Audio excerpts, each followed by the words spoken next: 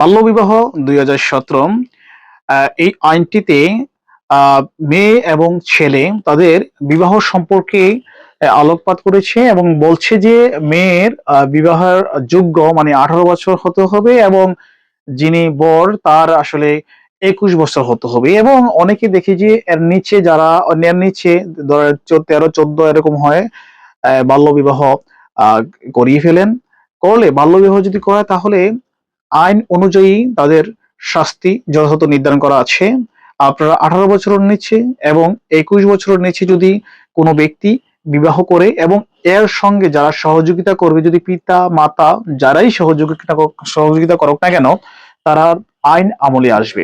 এবং আপনারা এই উপযুক্ত হলে তাহলে যথাযথ কর্তৃপক্ষ যারা আছে, অর্থাৎ আপনারা এই বিবাহটাকে রেজিস্ট্রি করে নেবেন।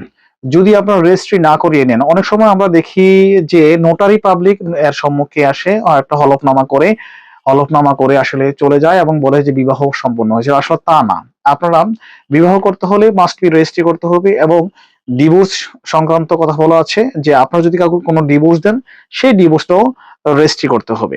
হ্যাঁ, উইদাউট নোটারি পাবলিকের কাছে এসে আপনি ডিভোর্স নামায় সিগনেচার করে স্ট্যাম্প করে নিয়ে গেলে হবে না, তাহলে যথাযথ কর্তৃপক্ষের নিকট আসতে হবে।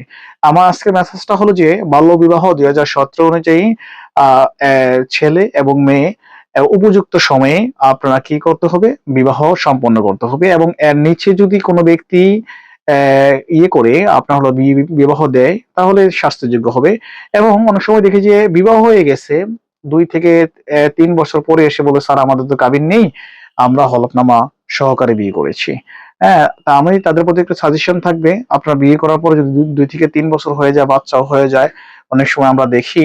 এবং এইসব পরবর্তীতে মামলা হয়, মামলাটা সলভ করতে অনেক জটিলতা সৃষ্টি হয়।